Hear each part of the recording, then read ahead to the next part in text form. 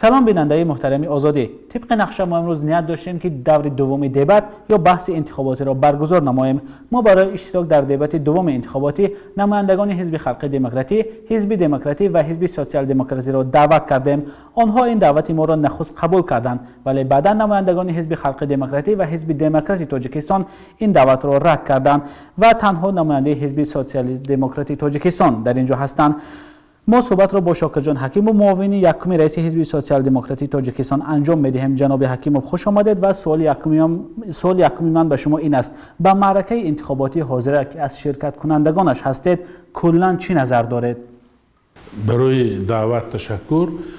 در مقایسه از 5 سال و 10 سال پیش بهتر است، ولی تا حال بعضی معمای و مشکل‌ها جهت فراهم آوردن شرایط مساعد برای رقابت سالم میان اشتراکچیان وجود ندارد. خیلی کوتاه کدام معماها؟ احساس میشد که تا حال مسئولین حوزه‌های انتخاباتی، مقامات محلی، حاکمیت دولتی و جماعت دهات تحت تاثیر کدام عامل‌ها اولویت را به حزب خلق دموکراتی میدهند، با در نظر داشته آن که پیشوای این حزب سردار دولت است. خیلی خوب. معلوم است که مبارزه شما و همه حزب‌ها برای کرسی پارلمانی است. فکر نمی‌کنید که این کرسی اکنون چیزی را در تاجیکستان تغییر نمی‌دهد و تنها به طرفداری قانون‌های آواز می‌دهند که حکومت آن را می‌خواهد؟ این مطلقاً غلط است. من نیز احساس کردم که از وکالت، صلاحیت و اولویت‌های پارلمان با در نظر داشت اعتراف اصول تجزیه حاکمیت دولتی اکثریت مطلق شهروندان تاجیکستان تصورات ندارند.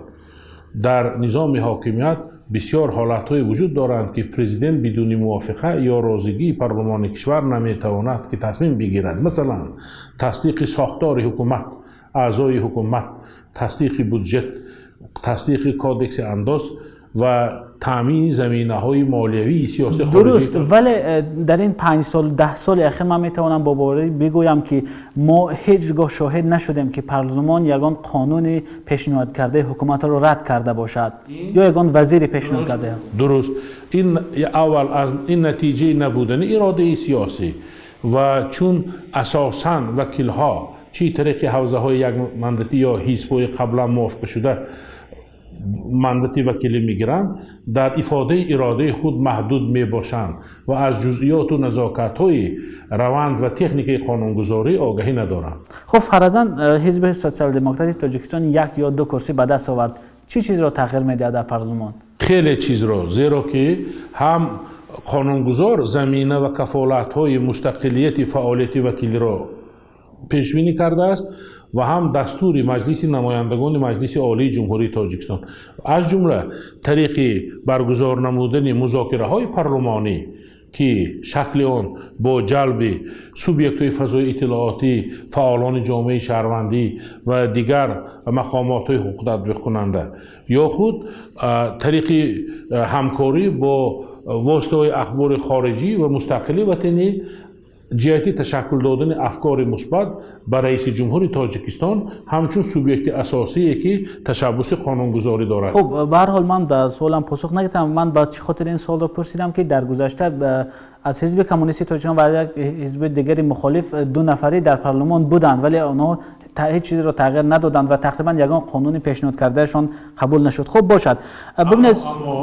اما همون حزب‌ها یا شخصیت‌هایی که شما نامبر کردید گفته نتونستند و شاید کوشش هم نکردند که در شکل لایحه قانون یا پیشنهاد تغییرات‌ها به قانون‌های عمل کننده و دیگر سندهای مربوطه عمل کننده پیشنهاد کردند، اما عکس العمل چطور بود؟ ولی عکس العمل این بود که قبول نکردند، چون از 3 قسم اکثر وکیلان اگر همین حالت جای دارد، پس با رعایت آداب سیاسی نماینده هر احزاب یا وکیلی که مستقل پیشنهاد شد و انتخاب گردید باید اعلان کند او همین لایحه قانون یا همین سند در شکل لایحه پیشنهاد کرد، اما بنابر نبودن اراده سیاسی یا دیگر عامل‌های سوبیکتیوی اکثریت وکیلان که با نمایندگی از فلان حزب حضور دارد نپذیرفتند. خب ببینید سوال دیگر هم این است که در شرایطی که حزب‌های سیاسی در پرداخت گراف‌پولی مشکلی میکشند، از جمله حزب شما بارها اعلان کرد که در پرداخت گراف‌پولی مشکلی میکشید از جهت مبلغ، ولی در چنین شرایط شما به کدام قوه باور دارید که در انتخابات غلبه میکنید؟ و باید بگم که از یک طرف شما با شفافیت انتخابات هم باور ندارید. اول اینکه ما تمام واقعیت‌ها و ویژگی‌های فرهنگ سیاسی و قانونگذاری تاجیکستان را به اینابت گرفتیم و با وجود آنکه احساس میکنیم تحت تاثیر پرزیدنت جمهوری تاجیکستان این حزب بیشتری رأی مردم را میگیرد، چون نهادهای تاثیرگذار نیز دارند. منظورتان حزب خلق دموکراتی؟ البته و بدون شک، ولی با برابر این حزب ما نیز وارد این روند شد و این رسالت ما، تعیینات اجتماعی ما که بغیر از کوشش وارد شدن به پارلمان همون ترس و هراسی که در وجود شهروندان تاجیکستان احساس میشد براریم و شهروندان تاجیکستان خودشون همچون شخصیت های کاملی همین دیار احساس کنند و مسئولیت ها را نیز.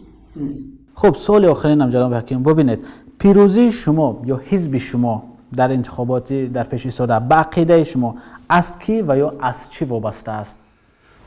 پیش از همه حالت ایدئالیش به اینابت گیریم و تصور کنیم که 100% قانون رعایت میشد و تنظیم میشد با در نظر داشت اسناد حقوق بین المللی و عهدهداری های تاجیکستان، معقلا جهت گذراندن 2-3 نفر نامزد از روی خط حزب امکانیت داره و چنین فرصت ها رو نیست.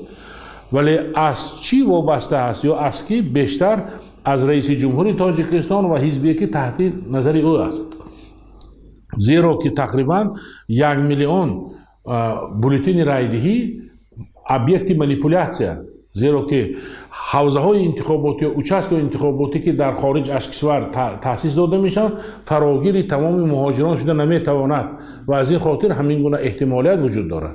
اما وارد شدن حزب ما به پارلمان بدون شک باعث بیشتر اعتبار پیدا کردن نظام سیاسی تاجیکستان در خارج کشور شده، سبب بیشتر شدن جلب سرمایه خارجی نیز به اقتصادیات ملی میگردد. بینندگان عزیز آزادی، هرچند دیبتی که ما میخواستیم برگزار شود برگزار نشد، لیکن ما آماده هستیم که در همین فرمت با نمایندگان همه حزب‌های دیگر و آنهایی که برای شرکت در این دیبت امروز نآمدند شرایط را فراهم آوریم.